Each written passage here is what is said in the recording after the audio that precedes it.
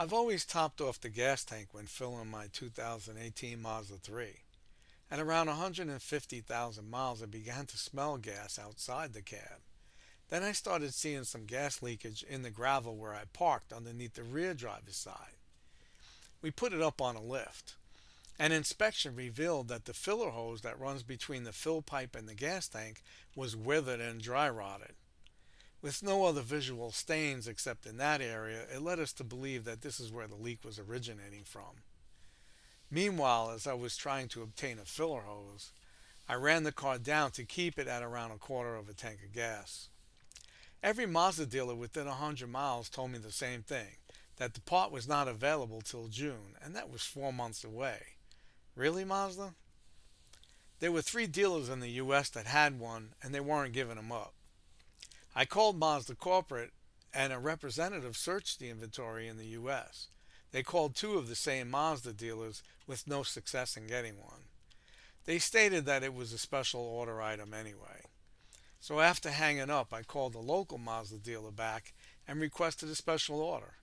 I gave him my credit card number and I hoped for the best.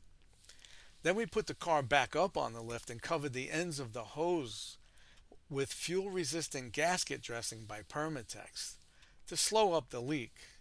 But I still kept my gas fills to under a half to a quarter of a tank. Now, much to my surprise, the filler hose arrived within a week. Along with 2 sway bar links, we installed a new hose, but in our case, the plot got bigger. 2 days later, I filled the tank and the gas formed a puddle under the car. Realizing that the hose was not the complete fix, I got home and I pulled out the back seat.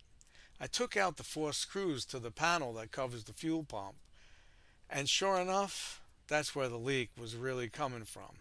From this point on, I started to smell gas even in the cab. Drove over to my friend's house and we decided I should buy the fuel pump bracket and the O-ring. He assured me that replacing the whole tank was not necessary. This time the bracket was only a month wait, so I pulled out my credit card and voila, it came in a week via special order.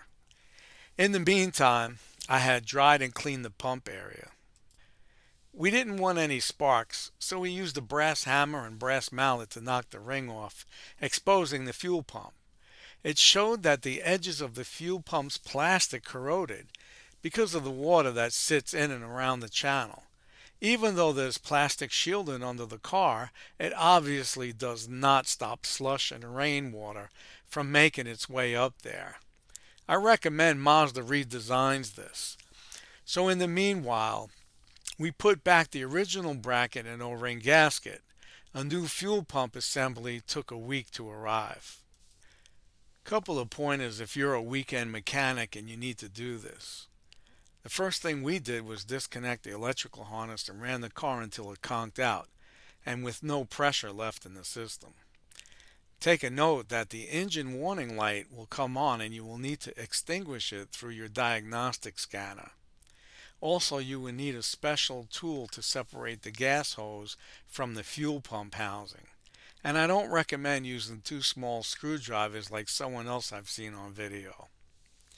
The new O-ring and bracket are within factory specs and very tight fitting and didn't want to play nice when we tried it the first time. We placed the O-ring in the double boiler to soften up the rubber, and we smeared some dish detergent between the top of the pump and the bracket to lessen the friction. Make sure you get the bracket on all the way. My buddy tapped down on a couple of the stub flanges to ensure the bracket will not vibrate loose, which most likely will not happen anyway if you get it on all the way. Now, most vehicles today have a fuel pump access panel under the rear seat.